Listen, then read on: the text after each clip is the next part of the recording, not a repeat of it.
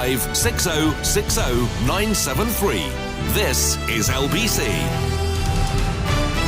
It is indeed LBC, it is indeed Call the Commissioner, and it is 2 minutes after 8 on Thursday, August the 12th. And before I put the first call, thank you. Well, obviously, I must welcome the Commissioner. Thank you for coming by. Obviously, very busy news agenda, possibly added to by events within the last 24 hours. I don't know how much you can tell us. The headlines that a UK embassy spy has sold terror intelligence to Russia. What involvement has the Metropolitan Police had in that? How concerned should we be for national security? We have been involved for a number of months in the Met.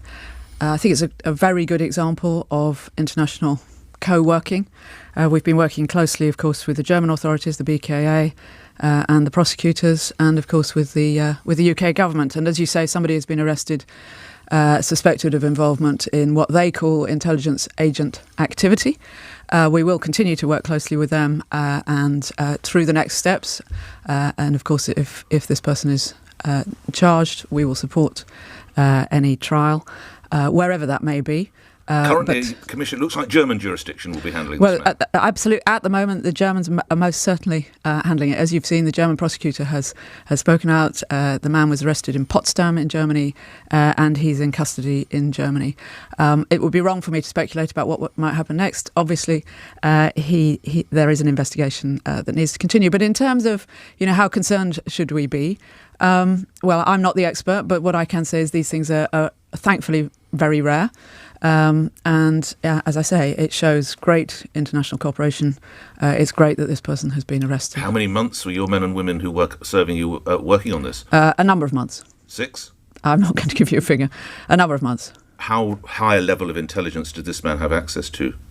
I can't comment on that, I'm afraid.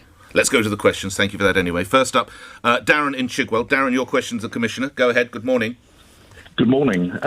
Good morning, Dame Cressida. I attended the Wembley Euro 2020 final.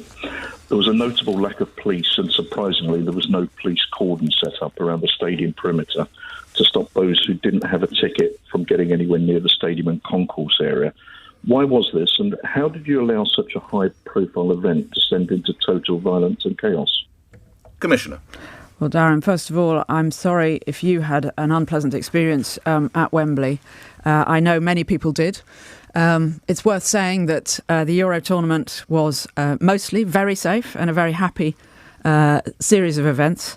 On that night and in that afternoon, we saw appalling scenes of violence, of yobbery, drunkenness, people who, as you know, were determined to force their way into Wembley.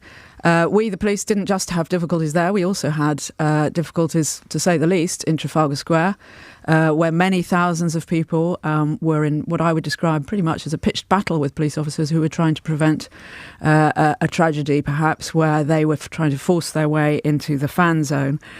So it was, scenes that nobody wants to see in this country. Sadly, both violence and drunkenness are still associated on occasion with football. We have made, I think we made 56 arrests that day. We've made 16 since. There are many more to follow. We've been putting images out into the public domain, as you know.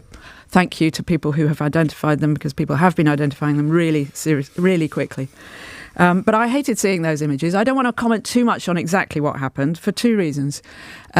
Well, the main reason is I've commissioned a review in the police, and as you may know, there's a review by the FA, or rather they have commissioned an independent review, and obviously we will work alongside and with Dame Louise Casey as she does that. So we will find out the exact details then.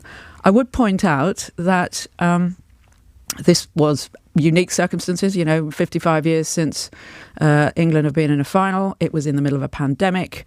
As you will know, the ticketing arrangements were different. There were the lateral flow tests. The perimeter that you refer to, if you like, was a long way from where it would normally have been, and that changed a lot of things. Why? Why was the perimeter not where it might have been? Because of the digital ticketing, which was being done away from the normal gates, and the lateral flow test, the proof of the proof that was required. Is it correct that 300 odd officers were initially deployed? I think we had nearly 400 in the morning and more later on. 400 for a game with 60,000 people. You deploy 400 officers. So I don't know how often you go to Wembley, Nick. Right, yeah, we're very different. I mean, I think it is worth pointing out, I'm sorry to go on about this, but it is football which is associated with the sort of violence. There's been a catastrophic failure of intelligence here, hasn't there? Because people were talking about and I didn't even know this expression, the Wembley jib. And jibbing is where you gain access to a football stadium without paying tickets. This was alive on social media for several days prior to the game. I understand that policing was the same as it had been at other matches. This was a final. Surely you should have learned from what was seen at the Scotland game, but you didn't. There was, as you said, widespread drunkenness, drug-taking, robbery, and you're quoted as saying, "I'm very proud of my officers." Well, I am actually, because the people who were there did come under sustained abuse and assault, and they did protect hundreds and thousands of people, and they did stop, despite the thing I deeply regret, that amongst others, that people did get into the ground. They stopped a far, far, far worse tragedy by showing great courage and bravery. Of course, one of the things we need to look at was, is what. Looking back with hindsight is always easy, but aiming off for that, of course. I'm not one of the brave men and women. Aim off for that. We need to look at what did we know and what could we have known that would have shown that people were going to arrive as they did, as early as they did, start drinking. I haven't heard the word jib, but I know that people try to get into Wembley sometimes. Absolutely do. I haven't heard the word jib. No, I haven't. None of your senior officers have reported back, Mom, we better tell you they were jibbing. No one said that to you. That's not a phrase we use, no, but we do know that people try to get into Wembley. We also know that it is now quite a challenging area to police. And one of the things, I don't know, Darren, what happened to you, but one of the things that did happen there was that you had large numbers of, I don't want to call them fans, but very aggressive, very drunk, very early, able to drink in the area excessively, people who were mixed up with children, with people in prams, with, families. For a police officer faced with that, what you actually want to do when you see a crowd of drunken yobs is to shift them, if you possibly can. And you go in and do that very firmly. You can't do that down some steps with a lot of families in prams. So it was a challenging situation, but rest assured, we are a professional organisation. Maybe little comfort to you, Darren, I don't know. We're a professional organisation. That means we learn. We will be honest with ourselves, we'll be hard on ourselves, and we will see whether there are lessons for the future. I'm sure there will be for us and the FA. And lastly on this, the Prime Minister said he was disappointed, and the Business Secretary, Kwesi Kwarteng, told me, I think it was a bad job. It was a bad job. They're right, aren't they? That was a bad job. The last thing I would say is security and safety at grounds like Wembley is a joint enterprise between the organiser, in this case the government, DCMS, the UEFA, the FA, Wembley Limited, the local authority and the police. Right. We all need to examine ourselves, and we will. Thanks for the call, Darren. Look after yourself. Josh in Barnet, you're through to the Commissioner. Go ahead, Josh. Good morning. Morning, Josh. With Extinction Rebellion blocking roads and preventing ambulances and other emergency services, hearing they're going to have more protests scheduled later this month, what's she going to use to stop them blocking the emergency services with everything that's been going on? Extinction Rebellion are coming back. What are the plans, Commissioner? So firstly, I am, and I suspect I speak for many, many Londoners, very disappointed that Extinction Rebellion have announced that they're going to spend perhaps 2 weeks in London. We know what they've done in the past, and they've made it clear publicly what they may wish to do this time. I don't think London supports, many people may be very interested in the cause. I don't think London supports hugely disruptive protests which cause people not to be able to go around their normal business at all. And the fact that they've chosen to do it over the August bank holiday, which for us is always our peak weekend of the year, is extremely frustrating, frankly. Having said that, you will maybe have observed that in terms of their last protest, we took some very good preemptive action, and we were able to go into a warehouse and remove a huge amount of materials, which they were obviously likely to use to form constructions that would be very difficult to take down and take ages to take down. We stopped them in one case causing damage. We stopped them in another case putting manure on the road. Now, whoever turns up, I'm not suggesting it'll be exactly the same people, of course not, but whoever turns up next time, they will be met with a fair, lawful, and we have to stick within the law, but firm, and where we possibly can be, preemptive response. They've indicated they are interested in the City of London. I want to reassure you that we work incredibly closely with our colleagues in the City of London Police, and it will be a joint operation, and we will seek to balance people's rights. People have the right to assemble, they have the right to express themselves, they have the right to cause, a reasonable amount of disruption in that, it is clear. However, unreasonable disruption. You can call a number of cases have indicated that disruption to be caused. It's not. If you look at the case law, Nick, you can see that it is to be expected in an assembly that there will be some small amount of disruption, and the courts support that. What level of conversations do you and your colleagues have with Extinction Rebellion prior to demonstrations? We always seek with all protesters and demonstrators to form as a strong and clear a line of communication as possible. Extinction Rebellion do speak to us. I have to say that on many occasions they have been, I would say, disingenuous. They certainly don't seem in control of their colleagues, and often what they say turns out not to be true. On this occasion, as far as I am aware, they have not spoken to us directly at all, despite many, many attempts by us. So I would ask them to speak to us. All right. And on that subject, you once spoke about getting new, tougher tactics that would allow the men and women serving under you to take more preemptive action. Have you had those? Has there been the change? Well, I think the tactics that we used last time with, better, what I would describe as better, albeit it's sometimes very hard to get, information and intelligence, was a very good example. We now have the new bill, now an act, gone through Parliament, which gives us some slightly stronger powers, both in particular in relation to what I would call assemblies, and we are pleased with that, and it will help. It's not quite as much as we would like, but it will help. You'll be aware of the demonstration, I imagine, of some elderly Gurkhas outside number 10 Downing Street. I absolutely am. And you may not be aware, but your officers have taken away the awning under which these old soldiers were afforded some protection from the sun and indeed from the rain. It is apparently an offence to have an awning. How come the Met removes elderly Gurkhas' awnings, but you can put a yellow boat in Oxford Circus and skateboard and sing with demonstrators? Why would that be, Commissioner?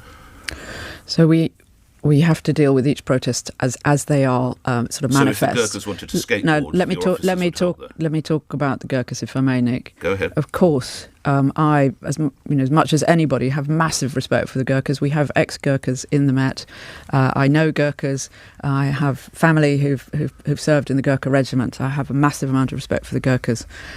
There has been a protest in Whitehall for some considerable time now, in an area where people can have a kind of static protest. It's allowed, albeit there's a lot of competition to be in there, and they have been there for a number of days. The bylaws, however, and I think you can understand why, do not allow for what might become a permanent encampment. But they allow for a yacht in Oxford Circus. Partly because other people want to come in there. We don't want, the law is suggesting that people shouldn't be able to just stay there forever opposite Downing Street, which some people would. And therefore, after considerable, warning and conversation, my officers did go in and say, I'm afraid this awning is going to have to come down. I think if you watch the video, as ever, public order policing, as we would call it, is complicated. You don't always please people. I know that. But the officers that you see on the video are extremely polite. They're extremely professional, and they're doing their job. You can pitch a tent if you're XR and sleep on Victoria Bridge or whatever, but you can't if you're an old boy, a Gurkha, go under an awning. Well, actually, that's not a fair comparison. But that's what's happened. There are places in London where that bylaw does not exist. And officers will sing and skateboard with XR and take away Gurkha's covering. So you are going. We police, as you well know. This last weekend we had 18 protests. There are more this weekend. We police hundreds and hundreds and hundreds every year. You're going back 2 years to an operation in which tens and tens of thousands of officers were deployed to one incident. Right. Of course, we try to act professionally on all occasions. We don't always get it totally right. You've heard my comment on the skateboarding in the past. Okay. But I do think they've done the right thing, I'm sorry to say, with this particular instance. Just before we come to the next caller, which is Sam, on the idea of knife crime, we've mentioned Wembley, we've mentioned the Extinction Rebellion. This featured in an editorial in The Times, which you might have seen last month. They talk about the charge seat against the Met, a long one. They mention the handling of the Sarah Everard protest, the Daniel Morgan murder investigation. And it concludes that this is the Times, which is not really given to journalistic hyperbole. For this, Dame Cressida Dick, the commissioner who we report today is hoping to continue in her job after her contract expires in April, must take ultimate responsibility. The violence shamed Britain. It should shame the Met too. Are they right? I do take responsibility for what happens in the Met and in terms of our responsibilities as in the time that I've been commissioner. Of course, that is absolutely right. And 10 years ago, when one of your distinguished predecessors, Sir Paul Stephenson, stood down after he was, in many eyes, unfairly caught up in the hacking scandal, he said, "When I become the story, it's time to leave." You're the story now, Dame Cressida. You're in the papers again today about your tenure. It's time to leave, isn't it? So I love my job. I'm concentrating on my job. I will work as hard as I possibly can and do the best possible job for until my last day. That's what I'm focused on. I'm not focused on gossip in the papers. I do regard myself as an honourable person. I do, of course, think about, how are we getting on? I see the fantastic results that we're achieving. I see some wonderful things every day. I know we're making progress in some key areas. Of course, some things have happened during my commissionership, as they do during every commissionership in this enormous city and 44,000 people that I regret, and some of them I deeply regret. But I'm focused on my job now. 44,000 people that you regret? Sorry, the victims of crime, is that? No, there are 44,000 people in the Met, and we police a city of nearly 10 million. And are you going to be sitting opposite me after next April? I have no idea whether I will or I won't be. You desire. No, I think you would probably agree, even you, Nick, would agree that that is a private matter. There has been no conversation with the Home Secretary, no conversation with the Mayor.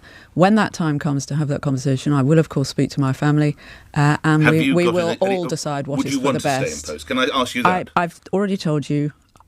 All I can tell you. Are there which challenges is, that you want to? You haven't even got sleeves to roll up because you're wearing a short sleeve. I love my job. Do you want to stay in post? I love my job. I am very, very focused on my job, and in due course, people will know Would you rather go what to is Lord's happening today, or watch the not. cricket?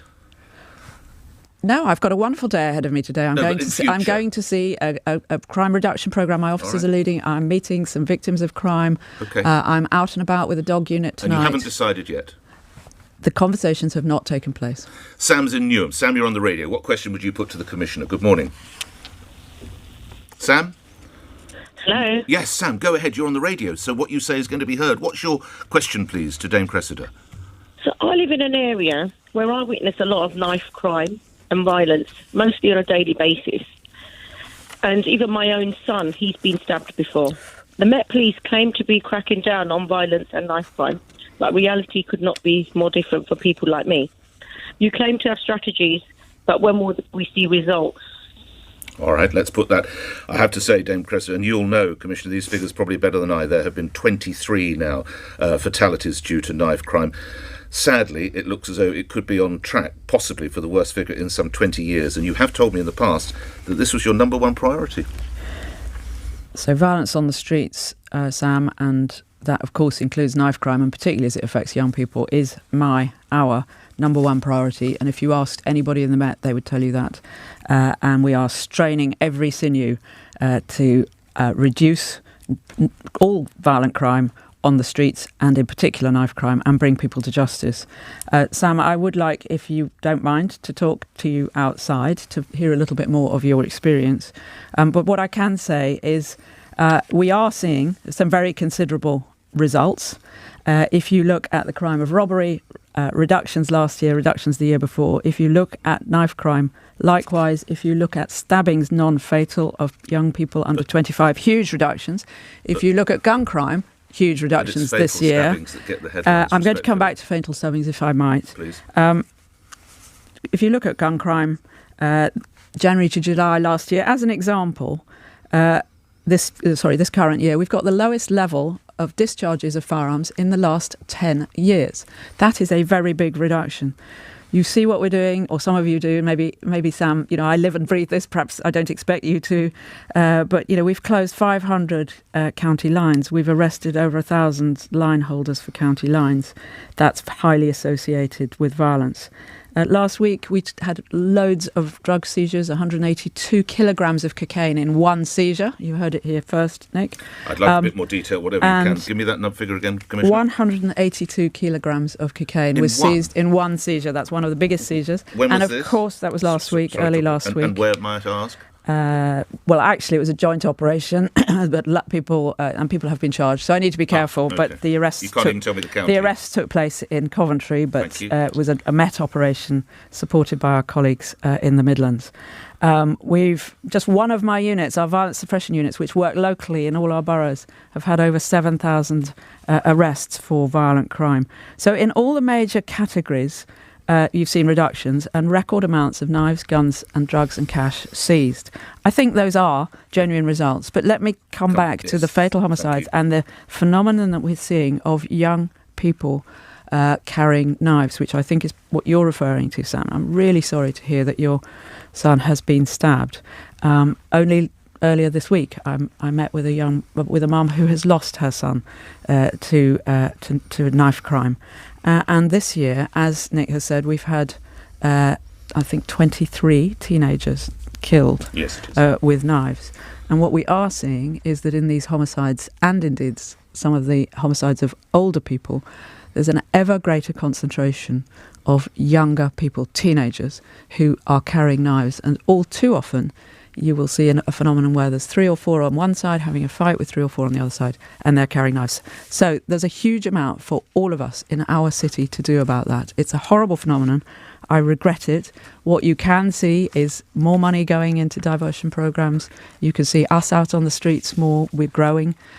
We target this crime more than anything else. You can see us smashing up gangs at an increased rate. I could go on.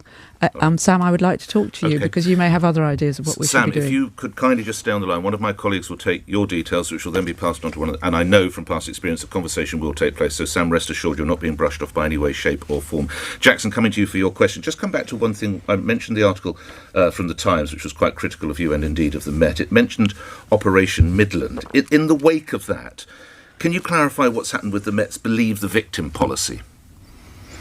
Yes, I mean, broadly speaking, and this is exactly what I said when I first came on to your show 4.5 years ago, Nick, which is that if somebody comes to us with an allegation of crime, let's say in this case an allegation of a historic sexual offence, then we will, of course, listen to them.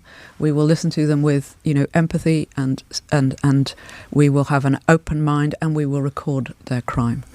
From that moment on, we will, again, treat them with respect and dignity, but we are investigators and we will have an open mind and we will investigate and go where the evidence takes us. So, historical sexual crime, what investigation is taking place into the allegations from Virginia Roberts concerning Prince Andrew? So, is she to be believed? So I'm not going to talk about individuals, but what I can say is that I think what you're referring to is associated with Jeffrey Epstein, who I will talk about since he is deceased. And the position there is that we have had more than one allegation that is connected with Mr. Epstein. And we have reviewed those, assessed those, and we have not opened an investigation. Why would that be? If there are reports of underage girls being trafficked to London for sex with the Duke of York, isn't that something we want to look at? What we will look at is there evidence of a crime? This is what we have looked at. Is there evidence of a crime? Are we in the right jurisdiction? Is this the right jurisdiction for this to be dealt with? And is the person against whom the crime is alleged still alive? Those are the three things that we do look at and we have looked at in these cases. And we have concluded that there is no investigation for us to open, and we haven't. We have taken advice from the Crown Prosecution Service, and I am clear that was, and it's been reviewed twice, the right decision. I'm aware that currently there is a lot more commentary in the media and a apparent civil court case going on in America. Well, it's not apparent, it's fact, and we will, of course, again review our position. So as a result of what's happened in New York, we'll be looking at the position. Of course, we will. But at the moment, there is no investigation. Right. Have you seen the testimony or notes from the Duke of York's Royal Protection Team pertaining to the night of the allegation he strenuously denies, what took place in a London apartment? So I really am not going to comment any further, Nick. Someone's seen those notes. I'm not going to comment any further. Is he above the law, the Duke of York? No one is above the law. So you're reviewing this case? Absolutely. It's been reviewed twice before. We work closely with the CPS. We are, of course, open to working with authorities from overseas. We will give them every assistance if they want to, if they ask us for anything within the law, obviously. And as a result of New York. And as a result of what's going on, I've asked my team to have another look at the material. Okay. No one is above the law. Thank you, Commissioner. Jackson in Dagenham, you're through to Commissioner. Go ahead. Good morning. Hello, Commissioner. A former football player died in police custody and he had his head kicked in by a police officer. Daniel Morgan, after Daniel Morgan report, said that too many people are dying in police custody. I have yet to hear of you making any reports as to how that is going to be minimized. And to that degree, I say, because policing is by public consent, you do not have the consent of the public to have another term. Well, I need to point out there are 8.5 million people in London. It's not necessarily all put down to there. Let's get some of these comments to Commissioner. So I think you are referring to the terrible case in sort of West Midlands region.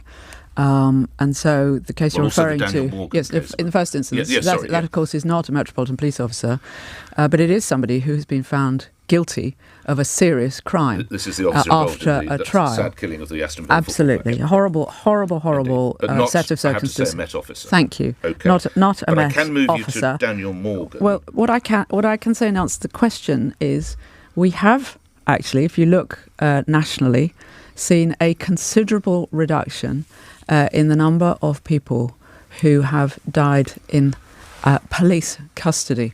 And that is because we have put in place a huge number of extra safety measures. If you're thinking, for example, of the custody environment where we detain people, we have, thousands and thousands of people detained, over 500 a day in London. A huge proportion of them have are of ill health and may have mental health problems. Some of them may be drunk, they may be on drugs. They have lots of health needs in many instances. And we have, I think, actually, an extraordinarily low level of deaths in police custody. Each one is a tragedy. Each one is investigated very, very carefully. And to my knowledge, the year that I can remember is not the last year, the one before, because I don't think the figures are published. Of the people who did die in our custody, there was no criticism of the police in any instance. They died of health problems. Now, what are we doing to try to make sure that in violent situations our officers are as well trained as possible and have the ability to keep everybody safe? Well, that is very close to my heart, and we are constantly improving their safety training and also improving their ability to handle conflict, reduce tension between parties and so forth. It's a difficult job being a police officer. You deal with unexpected, risky situations, people who present in a way that you have no idea what they're going to do next. My officers get assaulted. I had another one assaulted in a horrible thing last night. I had some appalling stabbing. What is his or her condition? So he, I think, is all right, but he's got a big gash on his forehead, having tried to arrest somebody who turned out later to have both a Rambo knife and a CS spray in their bag. I had two officers at the weekend. Can you tell me where that happened? Yes, that was in in not very far from here, in Westminster, central London. Right. And at the weekend, yes, he's been arrested for grievous bodily harm. At the weekend, I had two officers repeatedly stabbed with a penknife. Thank God they had their Met vests on, because I think it could have been, possibly even a tragedy. So if they hadn't. Again, where was that in the Met area? So that was in further north in London, and at the same time, you may have heard of it, where a social worker was also stabbed. Yeah. The officers are incredibly brave. Can't say too much more. A man has been charged with attempted murder and GBH. So I regret every single person who gets hurt when the police are arresting people. I completely, condemn what happened back in the Daly and Atkinson case. Horrible, of course. This leads me, because I know I've only got a minute for you, because I know you have a high-level meeting, but this leads me, so compare and contrast. You have the bravery you've just expressed with those officers, but coming back to Daniel Morgan, Baroness O'Lone had some comments about the recruitment of some of your police officers, and we look at recent incidents such as Ruby Begum, who is one of your officers allegedly responsible for some racist tweets, Ben Hannum, who is a former probationary officer who's actually been jailed for being a member of a neo-Nazi group, and Wayne Couzens, where you expressed heartfelt grief and sympathy and the shockwaves through the Met. But it would appear that he could have been picked up, this was the man responsible for the murder of Sarah Everard, for a sexual crime in Kent some 6 years prior to his offence. Are you doing enough to vet the officers in the Met? How come these bad apples, so many bad apples, are getting through, Commissioner? Well, I think vetting is very important, obviously. We have a strong vetting capability. I welcome the fact that the Inspectorate of Constabulary are coming back soon to look at our vetting capability and our anti-corruption work, actually. I've asked them to, and I'm looking forward to them doing that. But we exceed the national standards set for policing in vetting. We do a number of extra things in various different ways. Vetting won't always find everything out about people. If I talk about that first officer that you've referred to, I should say, people may not know about this matter, but the allegations are serious, of course, and there's no room in my service for people who, in any forum, whether it's social media or otherwise, express racist or homophobic views. Should point out, it appears, and it's early stages, this was before this officer joined. So you're going to say to me, Nick, well, why didn't it come up in vetting? Well, I can say that nationally and locally in the Met, at the point that officer joined, we did not examine, that wasn't part of our vetting process. So that would be picked up now? Looking at social media is absolutely part of our vetting process now. So vetting won't stop everything. It is important. We are reviewing it, and we're going to have an external inspection into our vetting capability. I'm being waved at through a Thank screen. you. I think you've got to go, and I've taken you over time. Good luck, and good luck to your colleagues much. through August to those demonstrations, Extinction Rebellion. Dame Cressida, thank you very much indeed. This is LBC 8. You must go 8:33 News Time. Simon Conway. The Met Police Commissioner has told LBC the force will again review allegations against the late convicted paedophile Jeffrey Epstein, having so far decided not to open an investigation. Speaking on Call the Commissioner, Dame Cressida Dick also said she is very disappointed that Extinction Rebellion plans to protest in London again for 2 weeks later this month. She also defended the policing of the Euro 2020 final at Wembley, and she said there have been no